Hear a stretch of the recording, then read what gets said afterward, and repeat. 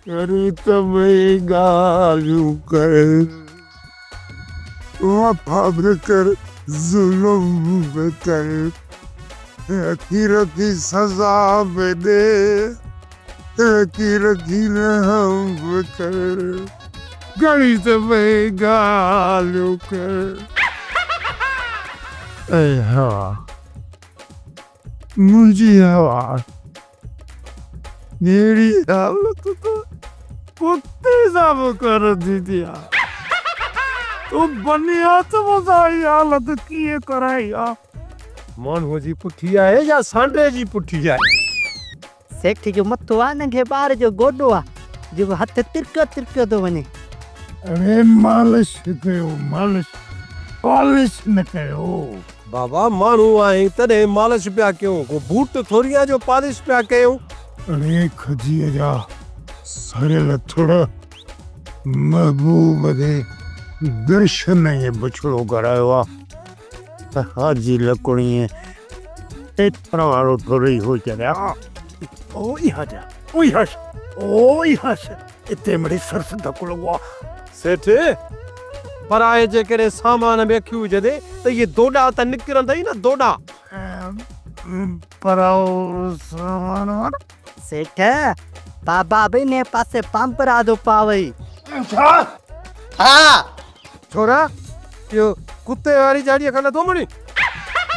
अरे मुखे हाणे आजाद कयो आजाद सेठ के कदे करा कदे हजूर एक हजूर हजू चिकन सेठ पासी पिया हजू सिधो थी ई जाटन अरे छोरा तू भी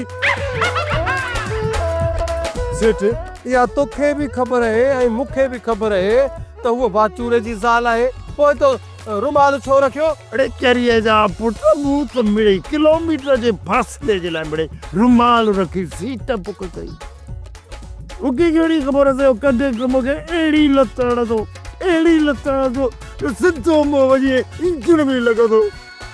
अरे मुंहिंजो त दाकीअ सां कारो मुंहुं थी वियो दाकीअ सां। सेठ हाणे तू भी मीटर हलाए छॾ आखिर के सीधे कुठन वो कम पियो हलाईंदे। अरे माण्हू मतलब मीटर मां जान कढाए तू वरी मीटर मुंहिंजे कंध में थो अची डिटेक्शन हणाई थी हलाए छा। भला सेठ हिकिड़ी ॿी त ॻाल्हि ॿुधाए इहो नूरल भूरल घर कीअं पहुते हाँ।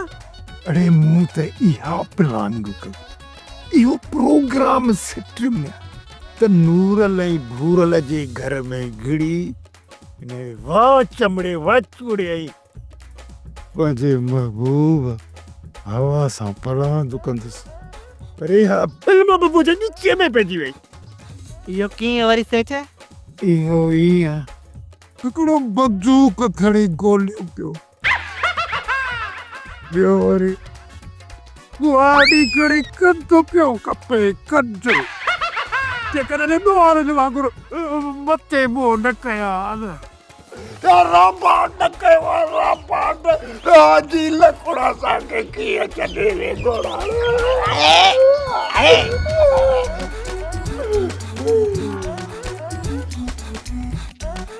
मालिश कयो सेठ हाणे हेठि थी मुंडी रखो हिन विहाणे ते।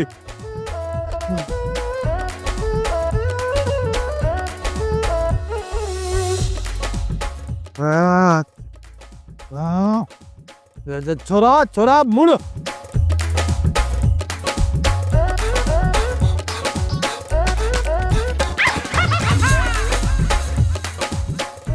मुड़ सेठ मुड़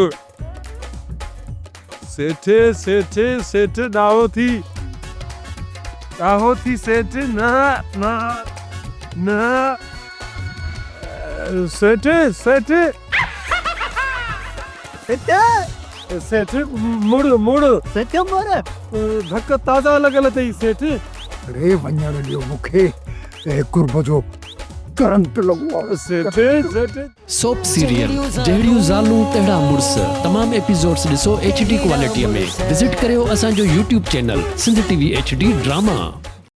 सब्सक्राइब कयो असांजो official YouTube channel Sindh TV HD drama ऐं वधीक अपडेट लाइ बेल आइकन खे क्लिक करियो।